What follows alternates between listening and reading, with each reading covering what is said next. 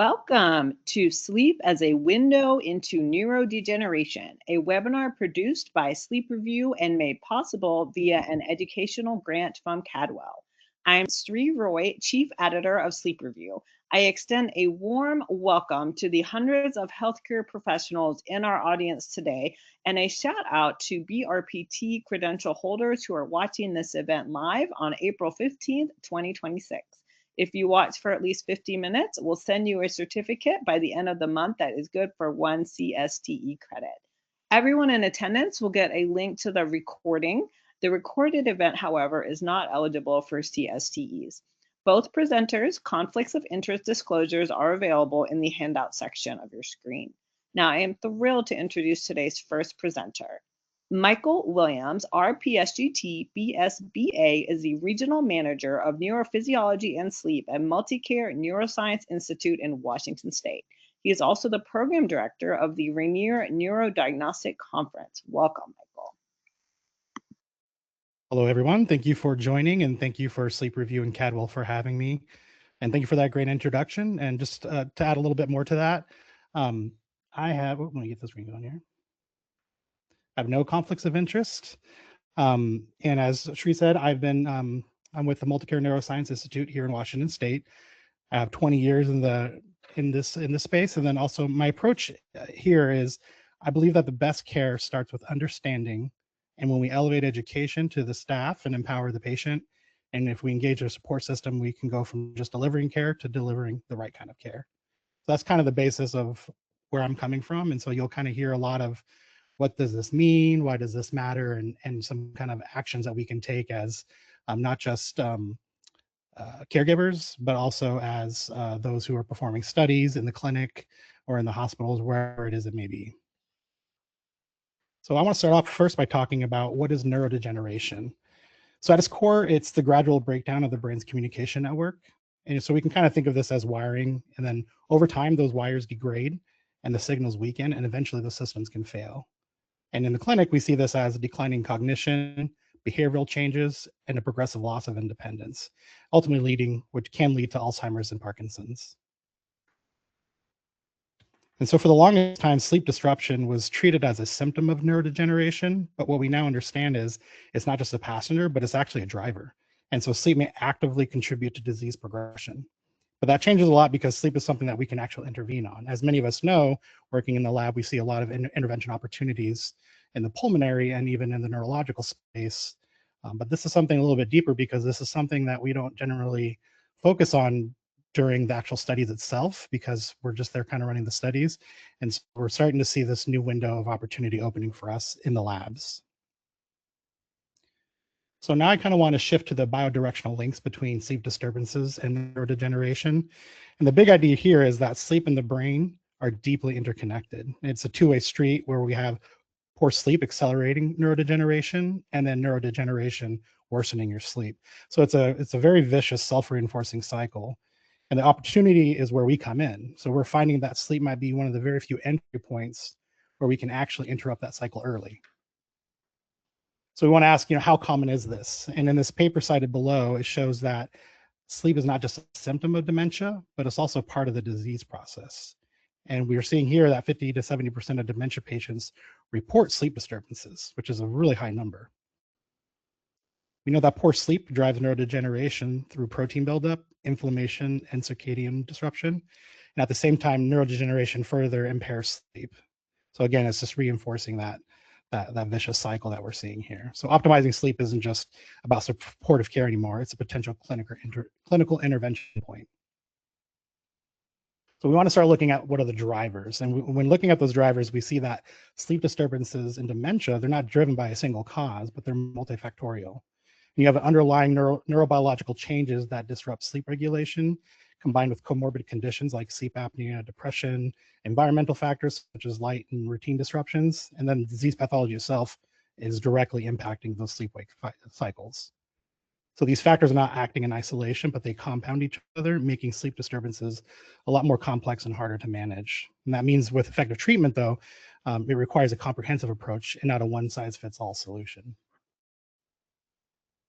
And why this matters clinically is that where sleep disturbances move from being a symptom to a clinical priority, we see that sleep is associated with faster cognitive decline.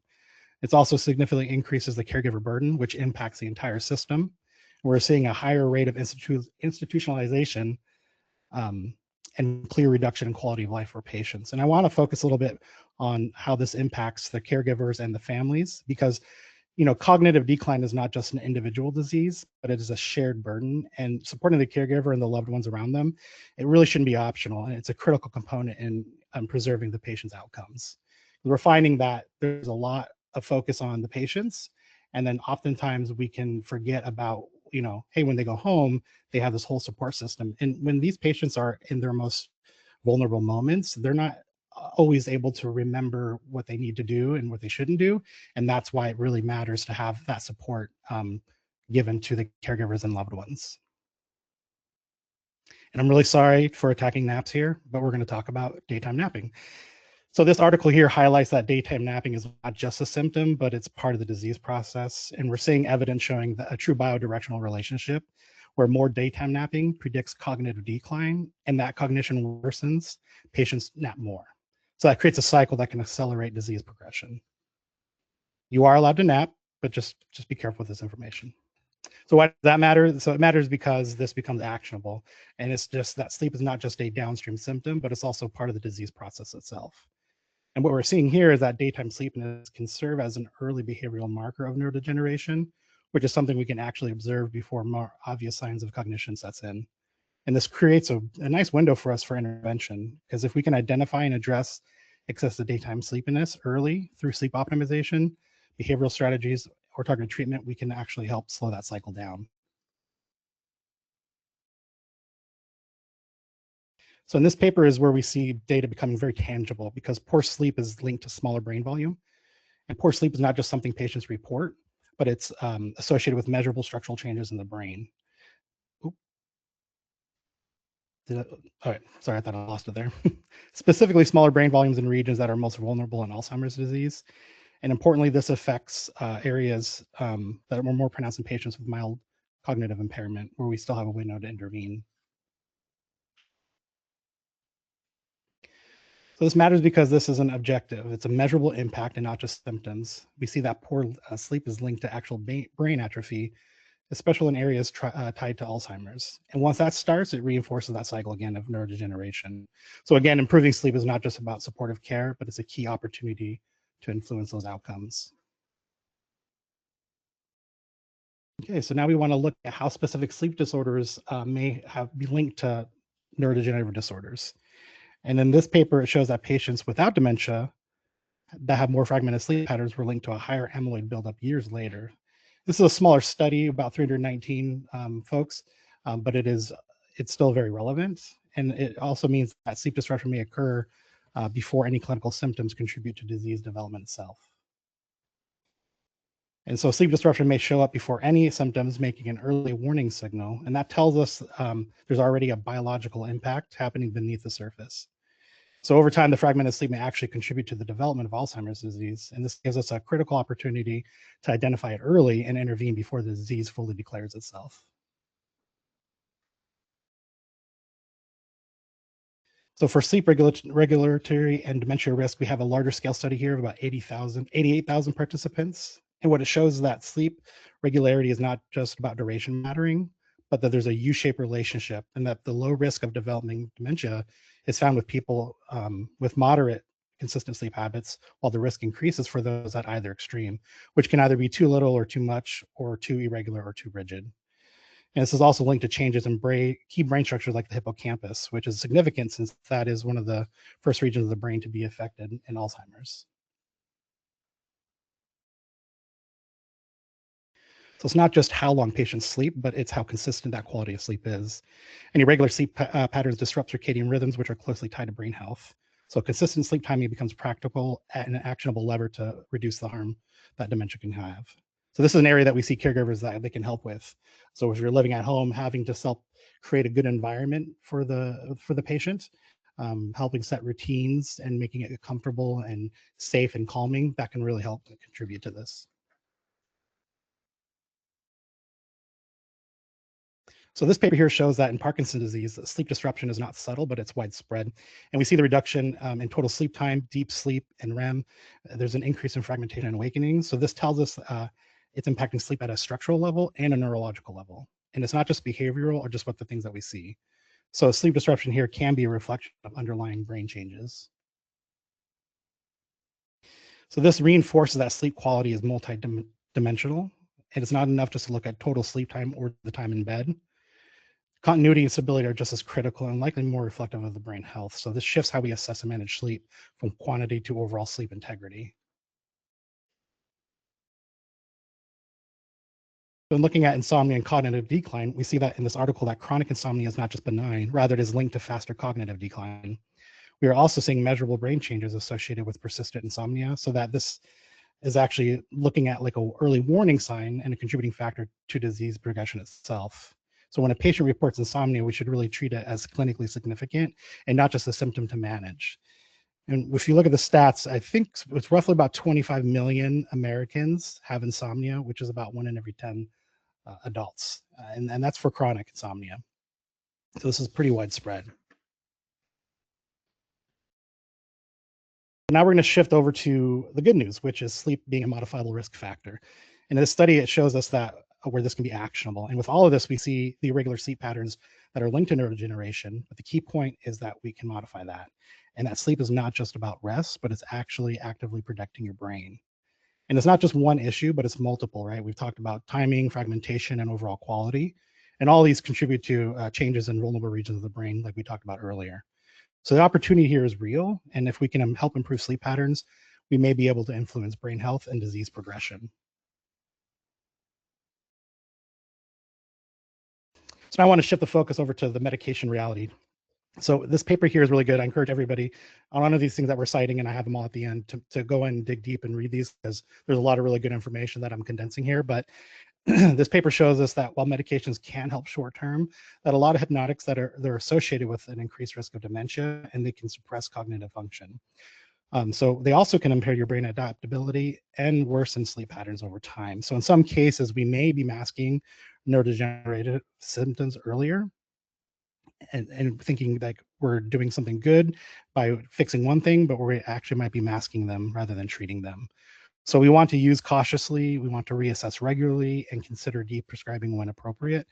And the reason we kind of look at that is because, again, I'll use some American stats. In America, there's about 1 in 10 Americans, and nearly half of the older adults are taking more than 5 medications. And so that increases the risk of over medicating. So medications are great in most cases, right? So obviously consult a doctor before any of this, but within the clinic and what we're prescribing, we just want to make sure that we're looking at the bigger picture, because sometimes these things aren't looked at. They're looked at more of just symptoms of maybe sleep, but nothing else. And so we want to make sure that we're not masking anything important here. And so this is a really good study that was a randomized trial for about 16 weeks for folks exercising, and they found that it may be one of the most actionable interventions that we have. So exercise doesn't just improve your physical function, but it signifies that sleep quality can be improved just by exercising, which is really good for folks with Parkinson's disease. And so this matters because since we know that Parkinson disrupts sleep at a structural level, we actually have a key opportunity here, since exercise can help restore the normal sleep patterns.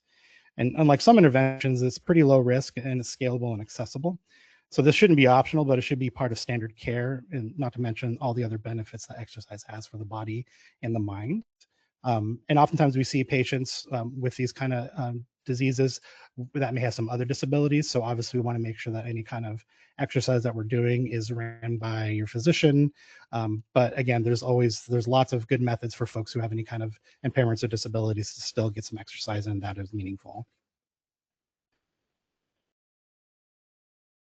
So this gets pretty exciting here because we have an early detection opportunity.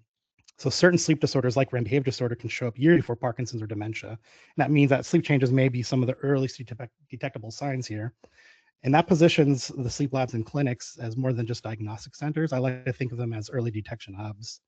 This creates a major opportunity to identify risk earlier and to help intervene sooner. So what does this mean for us? This is kind of where we start to see this translating from just ideas and facts into operations. And so we see a faster scheduling can mean earlier identification and intervention, reducing backlog. It's not just about efficiency anymore, but it directly impacts patient outcomes. And improving access and follow-up will strengthen the continuity of care. And we know that sleep is neurological care, so how we manage access can directly impact disease trajectory. And so for those of us who are working in labs, we, especially on the business side of things, we do see a lot of backlog, and we do have a high level of concern of, being able to see patients sooner, get them in, and this and that. And we want to make sure that that focus is not just on volume, but also because of the potential that we have here to impact lives. So in closing for me, I just want to say that if there's one takeaway here, it is that sleep health is central to brain health, and that this relationship runs both ways in how sleep shapes the brain and how the brain shapes sleep. And the difference now is that it's no longer just theoretical, but it's measurable, treatable, and actionable, which means that we are no longer just witnessing a decline, but we have a real opportunity to intervene and change outcomes. So this is where all of you come in. So to the sleep and neurotechs out there and the staff, you are the front lines of this work. So before the diagnosis and before the decline becomes obvious, and sometimes even before anyone else even notices something's wrong. So you're not just running studies, but you're helping identify a disease at its earliest and most vulnerable moment. And you're actually turning signals into insight and insight to action. But on the flip side, you're not alone, right? So caregivers and families, they are the constant presence in these patients' lives. So they are the ones noticing the subtle changes, the restless nights, and the shifts in behaviors. And some of us here who are working in this space are also impacted by this as a caregiver or a family member. So you are partners in this process, which is essential to recognizing the patterns, supporting the treatment, and sustaining long-term outcomes. And so when technologists and patients and family, when we work together, the data becomes much more clearer and the care becomes stronger and the intervention is much more possible and it can happen sooner. So this is not just about sleep, but this is about protecting the brain. And if we take this seriously and if we move faster, look deeper, and act earlier, we're not just improving sleep, but we are helping change the trajectory of brain disease. And that is all I have. Excellent. Thank you, Michael, of the Multicare Neuroscience Institute, for sharing insights into why sleep is central to brain health, the bidirectionality of the relationship, and how sleep clinicians have a real opportunity to change outcomes. Now, we'll share a quick word from grant provider Cadwell, after which I will introduce our second presenter.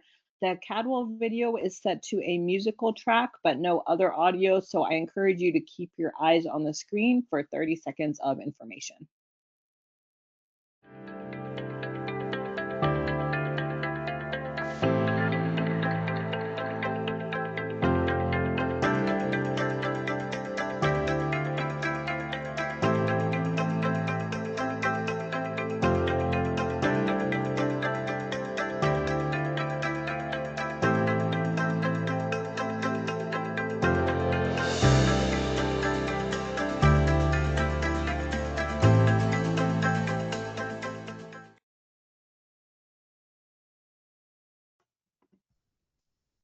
I am now pleased to introduce today's second and final presenter, Jeffrey Iliff, PhD.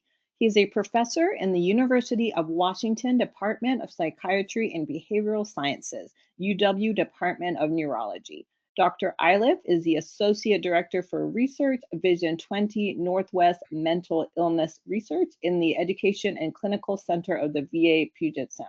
Welcome, Dr. Iliff. Great, thank you very much. Thank you everyone for being here today. So my role today is going to be a little bit different. I am primarily a scientist. So what I would like to do over the next 20 minutes or so is provide a bit of a postcard from the frontier of where sleep neuroscience at the margin with neurodegeneration, where it is today. So I know that many people have probably heard over the last 10 years or so about one of the key functions of sleep being the clearance of metabolic waste. That was work that we carried out a number of years ago, initially in rodents. Since then, work in this field has been moving steadily out into human populations as we try to understand how does that brain waste clearance during sleep contribute to diseases like Alzheimer's disease and other neurological and psychiatric disorders. but it's been a slow process. And so I'm a person who thinks that people in the sleep field, in the applications of sleep field, should see data. So I'm gonna sort of walk you through where the field is in our understanding of the role of that sleep-related biology in human clinical neurodegeneration. Here are my disclosures. Key here is I do serve as the chair for the scientific advisory board for a company called Applied Cognition. They do pay me. I do own part of the company.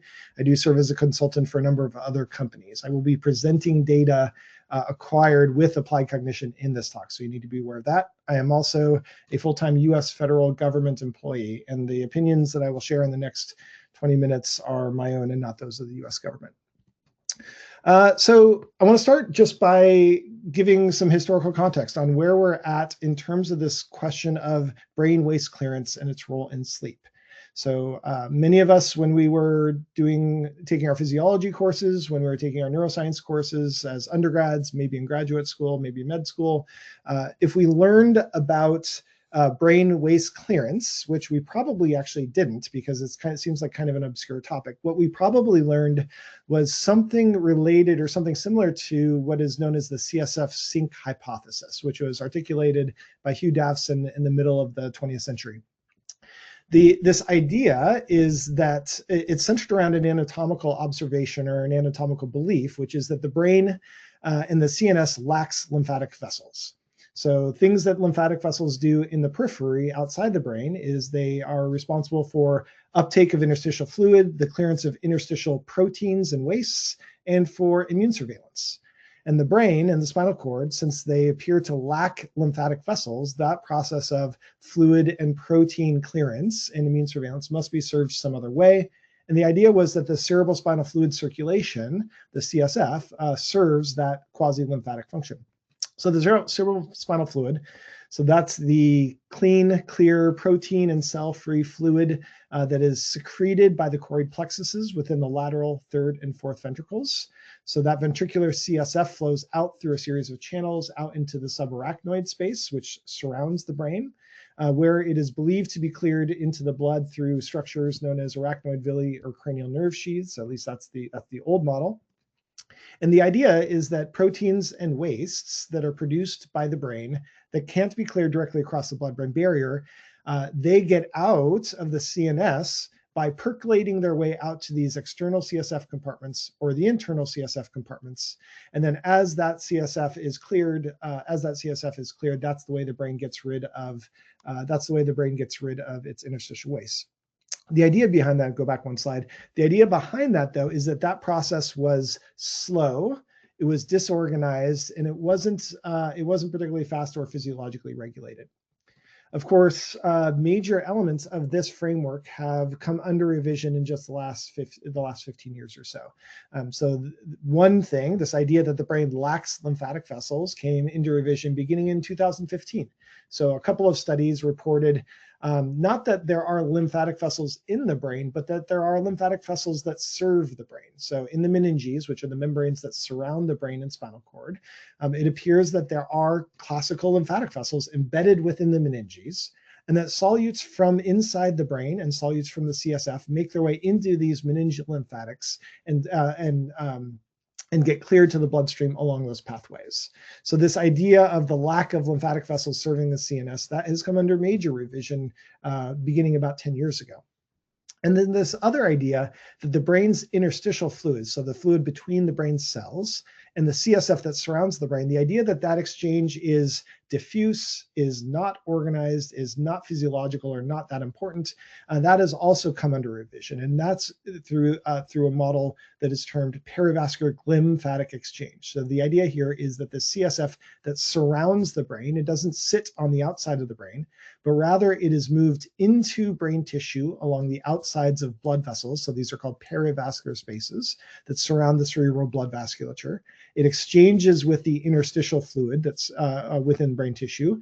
In so doing, it picks up different solutes and wastes, which are then cleared out to the CSF along perivascular spaces surrounding other blood vessels. So the idea here is that the brain's waste clearance process is much more organized and active than was previously appreciated, that there is organized and active exchange between the CSF and the interstitial fluid, which is how the solutes get from the brain out into the CSF. and then meningeal lymphatic uptake, which is how solutes get from the CSF out to the blood. So these represent major changes that have been underway in the neuroscience, the neurovascular, and the neuroimmune field for the last 10 years or so. Ever since our very first studies beginning in 2012, many of us thought that this biology might be one of the things that's contributing to the risk of neurodegenerative diseases generally and Alzheimer's disease in particular. And part of this is because it was observed that this exchange is one of the processes that contributes to the clearance of amyloid beta and tau, which are the proteins and peptides that aggregate in the setting of Alzheimer's disease, and the fact that this biology appears to be a sleep active biology, meaning it is a biology that sort of turns on during different sleep stages. Thus, the thinking being that it is one of the mechanistic explanations for why sleep is related to cognitive performance, right? So sleep deprivation, sleep disruption is connected to short-term or medium-term erosion of cognitive performance and cognitive impairment. And epidemiologically, as we heard in the previous talk, the idea that sleep disruption appears to be a risk factor for the development of dementia generally and Alzheimer's disease in particular. So as I think about evaluating the role of the impairment of this brain waste clearance in Alzheimer's disease, we can approach that from a couple of different ways. And in neuroscience, one way we approach it is through model systems and through animal experimentation. The other is that we can approach this from using clinical studies in human populations. Those are two very different approaches. They give us different types of answers. I'm going to quickly go through both as we talk through how this biology might or might not be related to the development of Alzheimer's disease in human populations. So when I think about Alzheimer's disease, I think about it as a biologist.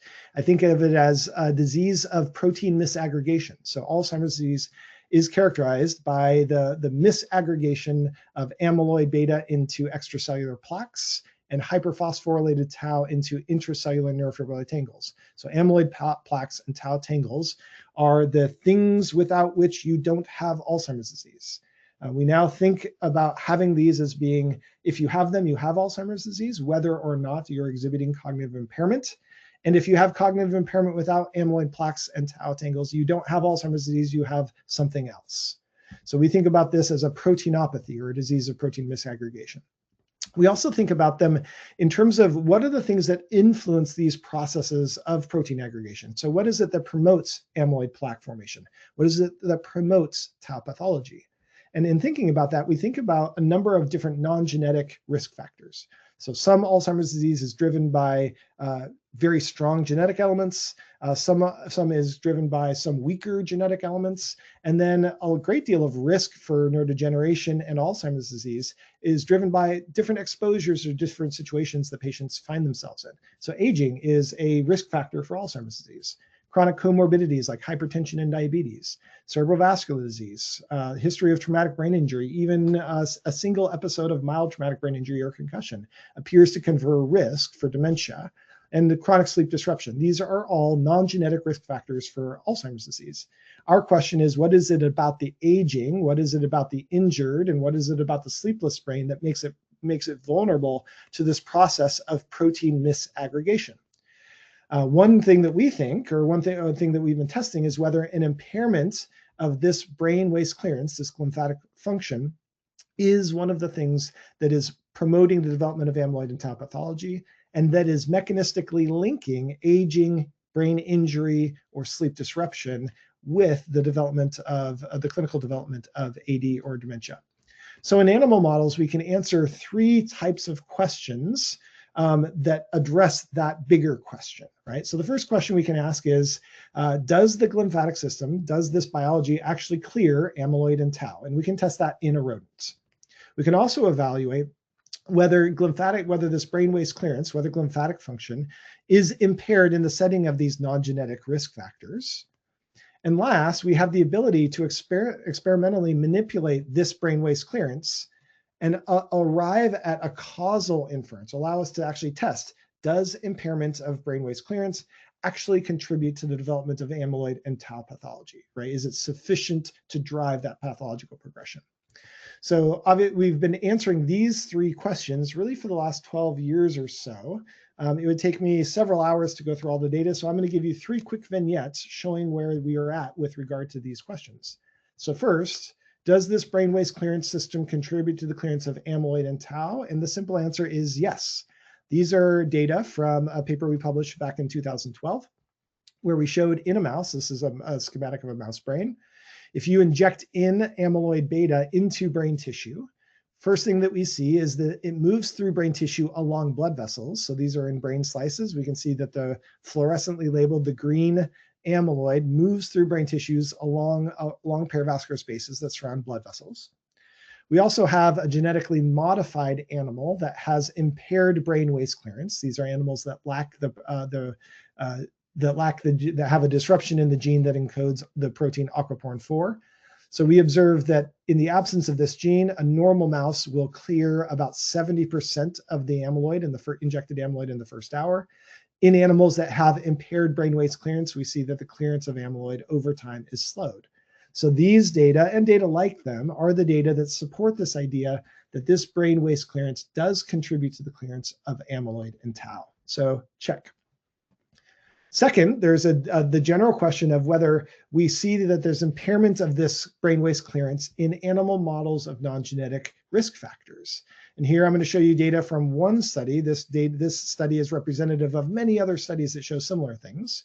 And so this is looking at the question of, is brain waste clearance impaired in the setting of aging? And so these are data from a healthy young adult mouse. So that's a 2 to 3 month old mouse. These are data from an 18 months, this is sort of a late middle-aged mouse. And what we observe is that the movement of CSF tracer into the brains of a healthy young mouse is rapid and extensive. The movement of CSF tracer into the brains of old mice, we see that it's impaired. If we measure the clearance of amyloid out of brain tissue in healthy young animals, we see that about 70% of the injected amyloid is cleared in the first hour.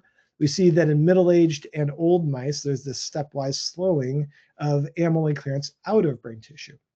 So these data and data like them show that this brain waste clearance process is in fact impaired in the setting of aging, but also other studies show that the same is true in other non-genetic risk factors.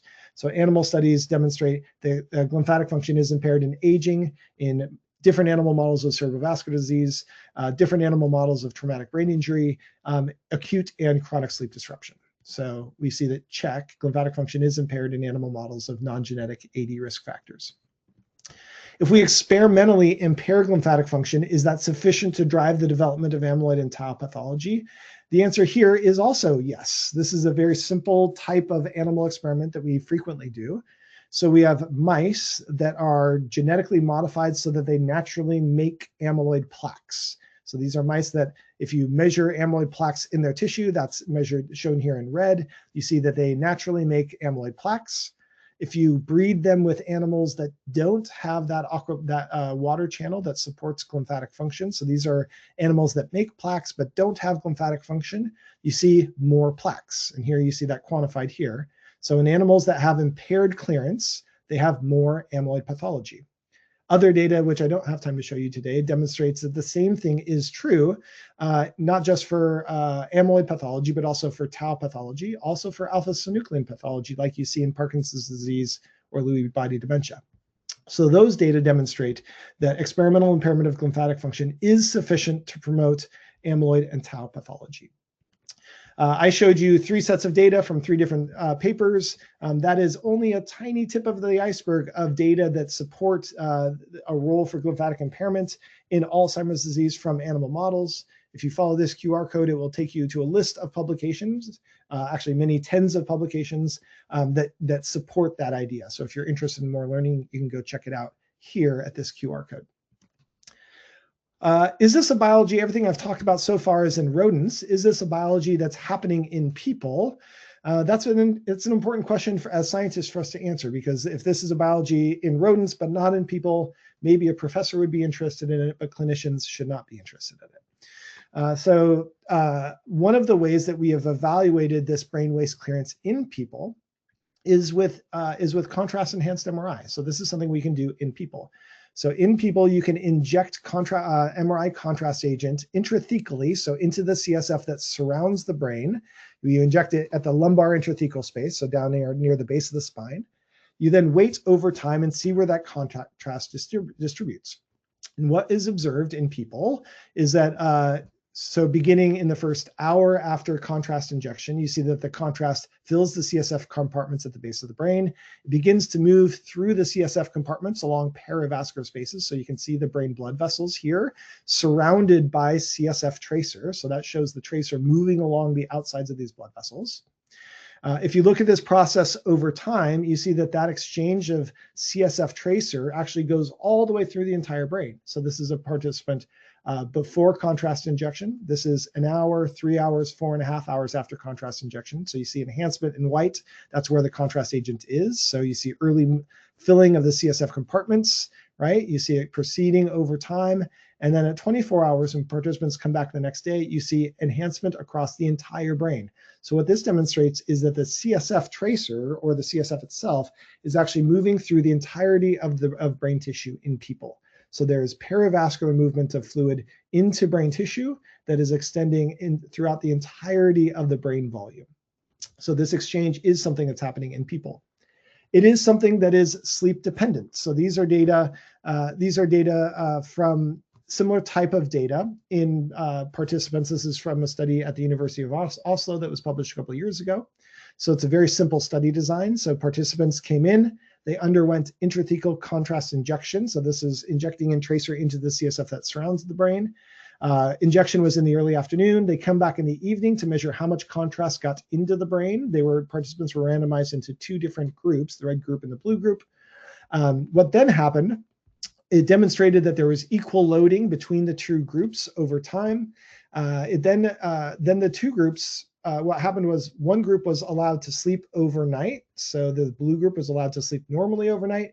The red group was kept awake all night, right? So and then when participants came back the next day, they evaluated how much contrast, of the contrast that had loaded the night before was cleared in the intervening time. And what was observed is that the sleeping participants exhibited a certain amount of clearance of the contrast out of brain tissue. And in the sleep-deprived individuals, there was a slowing of that clearance. So this was the first data in humans demonstrating that this clearance of solutes out of brain tissue is something that's happening in the human brain during sleep. For reasons of time, I'm going to go ahead and skip forward a little bit. So these are the results of a study that we carried out across two different sites. So this is a study carried out in cognitively healthy 50 to 65-year-olds. Here, what we're doing is we're trying to understand using sleep and sleep deprivation in participants that are instrumented for overnight EEG, overnight measurements of the brain's resistance to fluid flow. We're then carrying out contrast-enhanced MRI across these different sleep stages. One of the things that we observe, so this is a way for us to measure this brainwave, the biology of this brainwave's clearance. One of the things that we observed in this study, and this was published just this last summer in Nature Biomedical Engineering, what we observed is that this movement of contrast into brain tissue and the clearance of contrast out of brain tissue, it was being driven by different sleep-related physiology. So one of the things that we observed that it was connected to was EEG delta power. So EEG, so the low frequency activity that is present during slow wave sleep. We also observed that it was inhibited by high frequency activity that you observe during waking or during poor quality slow wave sleep. So there was this reciprocal relationship between low frequency delta power and high frequency beta power, where increased delta power drove this process, increased beta power suppressed this process. We also observed that changes in the brain's resistance to fluid flow, changes in sympathetic and parasympathetic outflow were also determinants of this brainwave clearance in people. The last thing that we observed is that this using the same sort of instrumentation in the same study, we measured the rate of amyloid and tau clearance from brain tissue out into the plasma of these same participants. And one of the things that we observed is that in participants who slept, the rate of amyloid clearance and tau clearance from the brain out into the plasma, where we could measure it by different plasma-based AD biomarkers, we observed that the amount of EEG delta power, suppression of EEG beta power, changes in heart rate, changes in brain parenchymal resistance actually determined the rate of clearance of amyloid and tau from the brain to the blood in human participants. So these data, which were published in Nature Communications just a couple of months ago, were the first data that demonstrated that that amyloid and tau in humans is cleared during sleep through this process of brain waste clearance. Why does this matter? This matters, I'm going to skip through this. This matters because when we think about Alzheimer's disease, we think about the pathological processes of amyloid plaque deposition and neurofibrillary tangle in the development of neurofibrillary pathology as happening very early in the process. This is a schematic that's known as a Jack curve. It was developed initially by Clifford Jack, and different versions of it have sort of lived in the Alzheimer's space for many years. The idea here is that when you think about the development and progression of Alzheimer's disease, almost the last thing that occurs is cognitive and functional impairment that would land a person in the neurology or in the memory clinic or in the neurology clinic. Years before the development of cognitive impairment and functional impairment, we see early deposition of amyloid plaques, early deposition of neurofibrillary tangles that you can detect either with PET scans or with fluid-based biomarkers. And so there's this very long period of time, perhaps decades long, between when the pathology begins to develop and the development of sort of observable clinical symptoms. And so if this process of brain waste clearance, if glymphatic function contributes to the clearance of amyloid and tau, and if its impairment contributes to the development of amyloid and tau pathology, then its impairment either caused by aging or cerebrovascular disease or traumatic brain injury or by chronic sleep disruption, like you would see in OSA or different primary sleep disorders, this may actually lay upstream of the development of Alzheimer's pathology. And if you could develop a device that could measure and detect glymphatic impairment, whether that's an MRI-based scan, whether that's a PET or a SPECT scan, whether that's an electrophysiological scan, whether those are fluid-based biomarkers, you can identify not just people who have amyloid or tau pathology now, but people who are at risk for developing it in the future. And if you could understand how you can enhance this function and restore this function or preserve this function in these vulnerable individuals, you would be able to move toward primary prevention of Alzheimer's disease, right? So you could imagine a person with primary sleep disorder, they may not have Alzheimer's disease yet, but they may develop it in the future.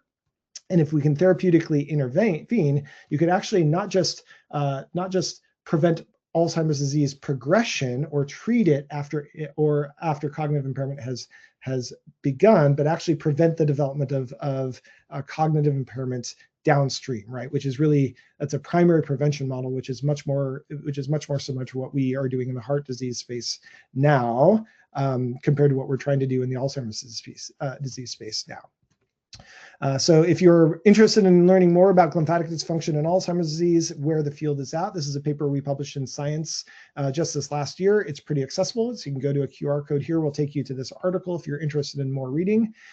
This is my group, this is my funding, and then we can have our Q&A session now. So thank you. Thank you, Dr. Iliff, for a fantastic presentation about the glymphatic system, how it functions, how it can maybe dysfunction. And yes, let's start on Q&A. We've already received several great questions. If you have a question, please use there should be a Q&A box on your screen. I think it looks like a question mark. Dr. Iliff, I think these first two will be for you. And then Michael, if you do want to jump in, feel free. And Dr. Iliff, if you just want to stop sharing your screen, that would be fine. I don't think we need anything right now. Okay, first question. In humans, is there a difference in clearance between non-REM and REM sleep? And does it need a long continuous bout of non-REM or REM for the glymphatic system to be effective? Super great. That's a great question. Part of the problem is that we've started measuring this biology very directly in humans only in the last 18 months. So part of the problem is that we haven't done the studies that give us full knowledge. What we do know is that there seems to be a higher activity during N2 and particularly N3 sleep. in contrast to N1. We do see activity during REM, and we actually see evidence that the transitions between non-REM and REM and back might actually be a part of the process of driving this function. So we actually think that the kind of the sequential, hypnographic sleep stage transitions that are a part of normal sleep-wake regulation are probably pretty important. We do see that this biology, it doesn't just like turn on instantly once you go to sleep, but it's rather something that turns on over time. So we see much more activity after, say, 6 hours of healthy sleep than after the first hour of healthy sleep. So we think that the continuity of sleep matters, and we think that healthy access to N2, N3, and REM sleep is a part of healthy functioning. Does the rate of amyloid clearance depend on the timing of sleep at all? There's a lot of night shifters on today's call. They sleep during the day. Do you know anything about if that impacts amyloid clearance? So there are very clear circadian. When we talk about sleep, two big biological effects driving everything, right? So there's a circadian influence, which is timed to the 24-hour light-dark cycle. And then there's the homeostatic sleep drive, which is tied to how long you've been awake versus how long you've been asleep. In an ideal world, those two things line up with each other. Animal work suggests that both processes are regulating this clearance, and that ideally, those two processes would line up to get most efficient clearance. But if you disrupt the circadian cycle by itself, right, that's like jet lag, we do see disruption. If you disrupt sleep itself, separate from the circadian cycle, we see impairment. So we would expect that in people who are doing sort of non-acclimated shift work, or if they're doing shift work on an on-off basis, or if they're undergoing process of like social jet lag, where you work certain hours during the week and then you sleep completely differently during the weekends, we would expect to see non-optimal function. But again, we're pretty early in this science to have a clear answer to that in humans. Michael, let me send this one to you first. In patients with neurodegeneration, let's say due to untreated OSA, is there any evidence that this degeneration increases instances of central sleep apnea?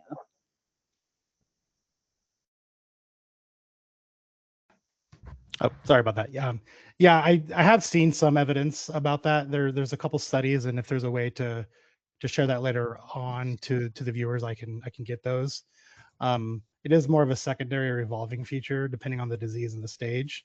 But it's not just the primary pattern. In OSA, we do see that in central sleep apnea because the brain still fails to send the signal to breathe and control problems. So when we see an impact on the different areas of the brain, we can see that there can be an increased failure for the brain to signal for the breathing, which causes the central sleep apnea.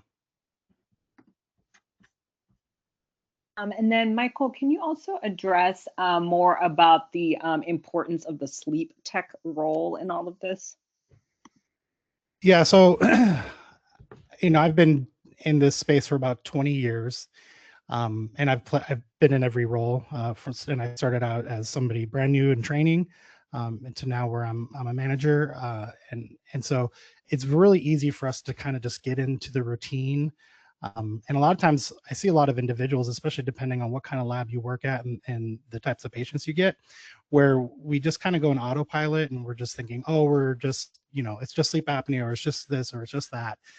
It's real easy to get into that mode. And so I just want to caution technologists who are doing that to try to snap out of that as best as you can. And that's kind of where I try to have that passion in my lecture here, is just empowering you to let you know that there's so much more that is going on that we can see. And one real difficult part, and you have to encourage yourself on this, is especially depending on how your clinics run, some have a separate clinic from the actual lab itself. So when a patient comes in and you do what you do, you may never hear anything from or about that patient again. And that can be kind of discouraging because we don't see, like, maybe that now we put them on treatment and they feel great. But we don't see them a lot of times post, especially in this day and age. So we don't get to see those stories as much as we used to about patients coming back and saying, man, I feel really good. So don't get caught up in just the routine that you do, but understand that when you have individuals there, and we have to get the clinics on board too to also understand this, that we are really at a really good point of being a hub, like I said earlier, of being able to help identify these things. So your role is very important. And the more you realize and the better you realize that, the more you can encourage the folks around you, as well as the physicians and everyone else involved. And it can really elevate everybody to really take a step back and say, wow, I'm actually making a big difference. And we've seen that a lot with how we do treatment with sleep apnea. When we put them on treatment and the patient wakes up and, oh, I feel great, and we don't see this directly, but we know we probably added, significant time to their life, and that's precious time that would have been lost otherwise. And so the impact is huge, not just for how we're treating folks with sleep apnea, but also for neurodegenerative disease. Let me send this next question to Jeff Iliff. Does the glymphatic system have to work harder post-brain injury? This person, I guess, specifically is wondering about a dime-sized subdural hematoma from an MMA bleed, but I guess maybe you might want to speak more in general about, does it have to work harder post-brain injury? Yeah, so have to work harder and is able to work harder. Those are actually two kinds of different questions. So after brain injuries, and there's different types. So after, say, traumatic brain injury, one of the things that happens is a bunch of proteins spill out of sheared cells. So an example of that would be tau or GFAP, which are used as biomarkers for detecting whether you had a concussion or not, right? So there is both a greater, and you could also imagine like a subarachnoid hemorrhage or a subdural bleed or something like that as a different type of injury, where blood products would need to be cleared out of these compartments. Or you could also imagine an infection, right? So like meningitis or something like that. Also, there's a greater need to clear things.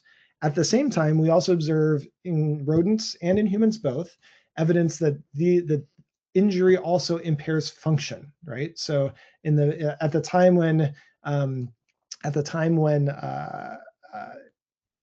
function is required to clear away debris, to clear away inflammatory cytokines, to clear away blood products, the ability to clear is actually declines.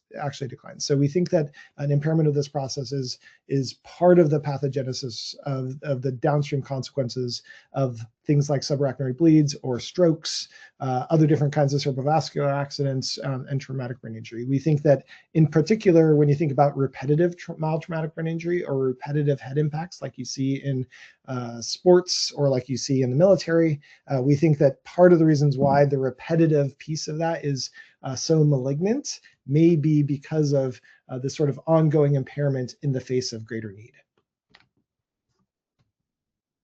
Michael, this question is for you about sleep as a modifiable target. This person says, we know that sleep spindles and their coupling with slow oscillation is associated with future dementia risk. Is there a way to directly manipulate these electrophysiological patterns, or is there some kind of monitor, some underlying molecular process so that the better manipulation target would be the underlying molecular process, but manipulating the sleep spindles, slow oscillations, that kind of thing? Yeah, that's a great question, and I'm not sure that I have a real great clinical answer for that, because that sounds like there's some probably real heavy research that probably has been done or needs to be done in that. But anytime that we can improve the quality of the sleep, we're going to see better outcomes across the board with, the sleep structure and sleep architecture. So when we're seeing any of these disruptions that can either be caused from, the genetics or any of the sleep related disorders, that's really kind of what we're looking at, how we can help that. But as far as, something that like more invasive or non-invasive, I'm not really sure. I'd have to look more into that. Dr. Iliff, does the glymphatic system can or does it also function when somebody is awake? Yeah, so to the prior question real quick, I think the question of a modifiable risk factor, to be a modifiable risk factor, you have to demonstrate that if you modify it, you actually change outcomes. To this point, no one has yet demonstrated that targeting sleep changes risk and progression of Alzheimer's disease, at least in terms of pharmacology. The place where that is closest at this moment is with the effective treatment of obstructive sleep apnea with CPAP. So there is very good data demonstrating that when you take people with untreated OSA and you effectively treat them with CPAP, you do change their fluid biomarker profiles immediately, or relatively immediately. Whether that changes progression to mild cognitive impairment and dementia downstream, the jury is still out. Those data just haven't come out yet. Can you restate that question? I'm sorry, Sri. Sure, no problem. Thanks for adding on to that last answer. We were wondering if the glymphatic system can or does function when someone is awake. Yes, and this is a bit of it's a little bit of a misnomer, which comes from sometimes when you draw a cartoon of a biology, you make it by trying to simplify it, you actually make it inaccurate. And so when we say that it is a sleep active biology, what we mean is it's faster during sleep, and it's faster during under certain conditions of sleep and with different sleep-related physiological processes. Essentially, what we're talking about is exchange between the CSF and the brain interstitial fluid, which is always happening. It's happening during wake. It's happening during N1 sleep. It's happening during N2 and N3 sleep. It's happening during REM. It's happening under different anesthetic conditions.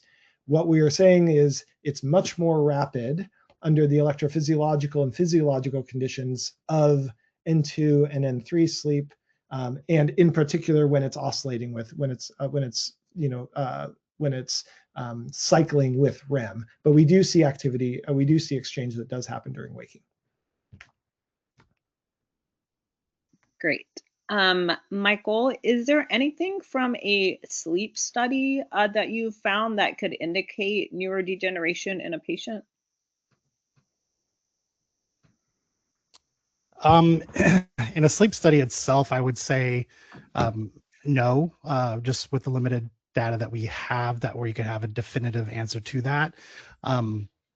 You could see some abnormalities, obviously, in the EEG patterns that can help kind of indicate and then spur further testing and diagnosing for what may be causing those things. But as far as neurodegeneration, you may see some parts of the brain where that are injured that may show that through some of the patterns, but to be able to use that to definitively say or diagnose something with that, it would require a lot more detail. I guess related to that, Dr. Iliff, are you aware, I guess, are there any clinical ways to measure glymphatic system function in humans, or do you think there will be? There are now. The way that the gold standard approach to measuring glymphatic function in people is with intrathecal gadolinium injection and contrast-enhanced MRI. That's an off-label use of gadolinium, and there's fewer than 5 research centers in the world that are presently doing that. So that's not very relevant to most clinicians. There are now device-based measures of glymphatic function that are validated for use in humans. They're now being used on a research basis. They have not yet deployed out into the commercial and the general clinical sector, but I think in the next 3 to 5 years you'll see it. There are clinically accessible MRI sequences, like structural MRI sequences, diffusion-based MRI sequences, and functional, like resting state fMRI-based sequences that give us a view into some of those fluid dynamics, right? So, and we're starting to see the deployment of those into clinical populations just in the last couple of years. So they're new, and they're just starting to push their way out. That's exciting. And then Michael, let me send what will probably be our last question over to you. We just had a few folks asking about REM sleep behavior disorder, and that, being a biomarker for neurodegeneration, I believe usually Parkinson's or Lewy body dementia. Can you address that? Do you see that at your clinic? Do you refer them to like a Parkinson's clinic immediately? Can you address REM sleep behavior disorder? Yeah, so that's a good biomarker for future neurodegenerative disease. But my location specifically, we don't have a Parkinson's, dementia, or like memory care program, and so a lot of the times those are kind of referred out to more specialty clinics. But there is with RBD, there is a very high likelihood a relation that we see with Lewy body dementia, multiple system atrophy, and like Parkinson's disease. So yeah, there's definitely some relation there that when we see RBD, it's not just the movement disorder that we should be looking at, that we should be asking, more questions of, what else is going on? Is there a genetic history with this patient? And what are these other symptoms? Because again, when we look at some of the things that I covered, a lot of those symptoms, without knowing about neurodegeneration, can be overlooked as just symptoms that are related to sleep and not the impact that it's having on the brain, which as we saw, it has a real big downstream, effect on everything else for neurodegeneration. So really, it's about when we see these kinds of patients, it's about taking a step back and asking all the questions that aren't just related to what we think we see with like REM behavior disorder, but how it's impacting other systems that we may be having. Excellent. Well, thank you both so much. I'm feeling much more informed. I hope all of you in the audience are as well. Thank you to Cadwell for providing the educational grant through its CADCare education program. You are welcome to reach out to me, Sri Roy, editor of Sleep Review, with comments at editor@sleepreviewmad.com. Please take the exit survey that will pop up when you leave today's event. Thank you for joining today's webinar, Sleep as a Window into Neurodegeneration.